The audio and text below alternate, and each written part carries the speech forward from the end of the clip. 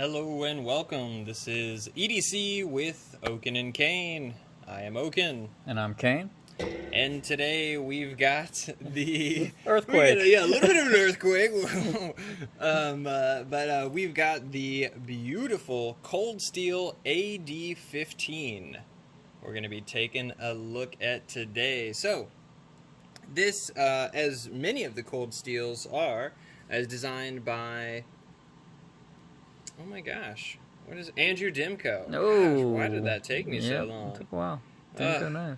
It's sometimes good to prepare before videos, guys. We don't do that. Before we go too much into that very interesting lock that I'm sure you guys are all eyeing, we're just going to get some specs out of the way.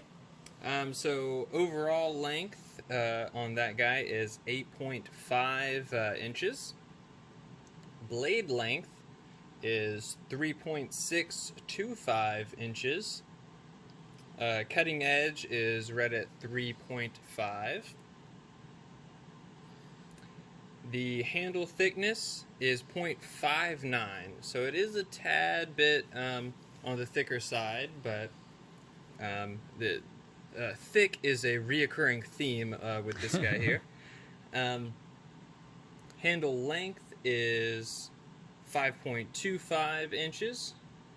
Stock thickness is at 0.15.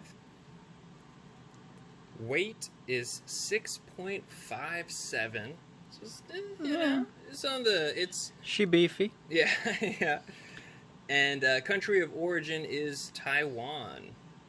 You can see right there. So, you know what? Yeah, let's go ahead and tuck this guy out of the way, and let's bring out some equally beefy friends. Oh, since we have this sitting on the couch. Get off the couch and Microtech SOCOM Elite manual. A little bit longer for the Microtech. we've got the Para 2, or Para 3 lightweight and PM2 sandwich there.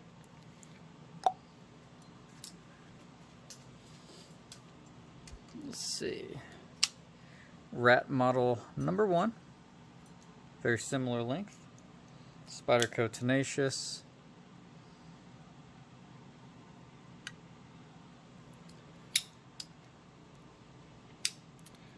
Pretty common stuff. The Delica and everybody's favorite CRKT poop knife. Oh yeah. And let's grab those two ZTs. ZT0393, slightly customized. Just a tad. And the ZT 0850 carbon fiber. I was again, yeah. I think I was gonna say 09 or something. 09 911. Yep, 0850. So yeah, as you can tell, this is definitely a pretty big definitely what I consider a full size knife. Right there in that 3.5 to 4 inch range, but really, really done well. And I love to see Cold Steel, stepping away from the triad lock. And obviously, it's not like the triad lock is going away or anything, but I do like to see some innovation from them. But yeah, let's go into the blade a little bit. So that is, so we can get into focus there, AD-15. So that is S35VN steel. That is a saber ground, or saber flat grind. It is a satin finish and a drop point. Very similar blade shape to the ZT0562. Oh, yeah. Mm-hmm. But, yeah, real nice there. Handle. So it is, I thought it was on bearings because it is so smooth, but it is just on washers there. which is good because it ties in with that kind of beefy theme. Yeah, for a split second I was like, wait. But yeah, so it ties in with that sort of beefy theme. And then just a G10 here, and then this lock bar piece is aluminum, I believe. But kind of neat that it does go all the way to the back as one big old full piece. Materials, I think I already said that. Yeah, G10 and aluminum. Lock type. Now that's where things get interesting. So this is the Scorpion lock, which is something that if you didn't want to get it on this, your next bet would be a custom AD-15. So it's definitely not a locking mechanism that is very common or something that you're really going to see a ton of. But just to get a little bit of a close-up, so when you are opening the knife, you see it just pushes that bar up, and then right there you've got that little cutout where your stop pin is going to fall right into. And then while you're gripping this, it's just very unlikely that while gripping it, it's going to be able to push up to then release. So it's definitely something that, similar to a frame lock, has kind of the added strength while in use, I guess. But I really do like it. I to be honest, was kind of a little skeptical on this locking mechanism really being that that interesting to me. There was terrible. That was just terrible. But there's definitely some aspects of it that I feel like isn't going to be for everybody. I definitely feel like there's a lot of just as smooth, just as durable, just as reliable locks out there. But I do have to say, yeah, I really did like how they really did do it well. They executed it pretty well. They didn't necessarily try and, up the price too much. We'll get into price later, but, I think it's good because if you want to try that out, you can get this, or you can go into the, I think like $1,000 for the custom. So I do like that you are getting a really interesting lock on something like that, or on a knife in that kind of price point. Ergos. So I really thought that I was going to have a big issue with this right here. I'm trying to see how to display it and point to it. So this right here. So you have this choil here, or yeah, I guess it'd be a choil. But then you have the actual tang coming through there. So I really thought that was going to be a ergonomic annoyance, or anything, actual in use, really feeling it, or if this is not chamfered or whatnot, you might really kind of scrape along there. In use, didn't notice it at all. Not at all. So that was kind of something that I was a little worried about, but did like, getting it in hand, checking it out, did not feel it at all. Aesthetically, I see that every single time it's open. As soon as I open that knife, straight for it. Yep, like before, I never saw it until you just showed it to me. But yeah, I didn't really feel it or notice it when in use. Yeah, I was a little worried that it was just going to be ever so slightly sharp enough that you'd kind of sort of catch it when just manipulating around or tightening your grip at all. But that really didn't end up being an issue at all. And so other than that, ergos wise, I was pretty pleased with it. I mean, it being what was it, like 0.59, I think 0.58 inches thick. It is a little bit on the thicker side, but for me, I mean, that works out phenomenal. I really don't have any huge issues. A little bit right here. I just feel it in the palm ever so slightly, but not even enough to really call it a hot spot by any means. So, definitely not too bad ergos wise. I'm always a little skeptical when you have this kind of ridging, and I'm always super nervous for anytime Cold Steel does G10, because they are big on getting the most sandpaper-like G10 that they can normally find. This one wasn't too bad, so I was pretty pleased there. Clip and hardware. So, get the Pocket Simulator. Pocket Simulator. The Pocket Simulator 3000. So you got a tad bit sticking up. Yeah. You know, so if you guys have heard, you know, normally if it's, you know, not quite, you know, above a thumb's worth, I'm not, you know, too miffed by any means. This one just feels a little bit ridiculous, though, because you really do have, you know, quite a wide spot, and I think it's just having all 3 screws right there, but it really does hang out of the pocket pretty big. Now, I'm going to be honest, deep carry is to me such a preference. I really don't think that many people are going to be fooled by a deep carry clip thinking, oh, that's just a pin. We know it's a knife, all right? They know it's a knife. Everybody knows it's a knife. So I don't think it's a huge deterrent, I guess. But yeah, no, I still would have liked to see a little bit less. It just does feel a bit chunky. So we wouldn't have minded that, but I was at least happy to see that Cold Steel was doing a pocket clip that you can flip to the other side. If you guys are familiar, Cold Steel is pretty bad about doing a pocket clip that is exclusive to one side, normally due to a curvature, and then they send you a second clip if you wanted to flip it over.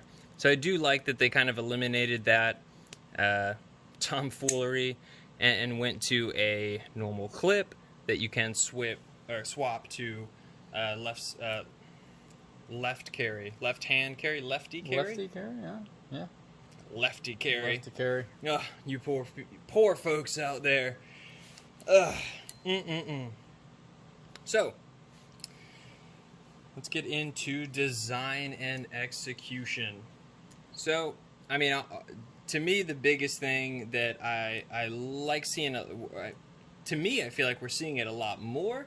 But one thing I love is really seeing custom knife designs in more affordable price points. Because this is, like I said, I think you can get the machine ground AD-15 for around like 600, somewhere in that 600 to 700 range. But then the hand done satin finish, I think those go up into the 800, 900, 1,000, and so it gets a lot pricier. But yeah, I do really like seeing custom designs or custom collaborations in kind of this more affordable price point, which we'll go ahead and say the price now, but then we'll talk about it more in a second. But these are around $215 to $230, depending on where you're buying. I found them pretty regularly for $215. There are a couple places that have them a tad bit up there, just a tad bit. But yeah, for $215, getting such a unique lock that, I mean, you don't have another option if you want to try out the Scorpion lock without going to the custom side of things. So I do like that, and think that they really did do a very good job with it. So yeah, I think my one complaint, besides this little nublet peeking out, is the thumb stud. I sharpen my own knives. I have a KME system that I use. I don't like having to remove the thumb stud to sharpen the knife. That's just adding another step to it. I'm always going to prefer for that thumb stud to be out of the slicing path. That's just, it just makes sense to both use, maintenance, sharpening, all of that. So that is one kind of little bit of a complaint I have, but that being said, they still did a great job with the thumb studs. I love how they do the stepping on those, and And get that up there. But yeah, I really do think they do a great job with the stepping, and really does catch well, but it's not sharp by any means. Oh my gosh. You're embarrassing us, really. I know. Oh my gosh, we gotta quit while we're ahead. but yeah, so that's kind of my only sort of tweak. What about you? So, positives and negatives for me. I do like the Scorpion lock just because it is something different. This is a massive, beefy, thick knife. One thing about the Scorpion lock, if you have, I guess, smaller hands or only put your, I guess, have a hard time getting purchased to flip it out, if you squeeze here just to hold the knife better while you're flipping, it's going to make it more difficult to flip out just because you're putting pressure on that lock, so it's harder. So you sort of have to put your fingers on the G10 portion to be able to flip it out pretty easily. Also, it takes a little bit getting used to open the lock, but I do like that it is pretty much completely ambidextrous just because of the way the Scorpion lock is, the thumb studs. So really lefty or righty, I would have no problem just picking up this knife and using it compared to a lot of knives like a liner lock like this, to where right-handed preferred.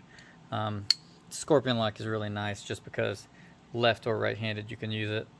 And it is very fidgety. You can open it by just, pulling the lock and letting it go. So I do like that. I like that it's more beefy once it's open and you squeeze on it. It is not going to come undone, and that is just solid lockup. So overall, I do like it. I don't like how it carries just because so much is out of the pocket. But if I want something beefy and something really cool and interesting, something different, yeah, I would definitely pick this up.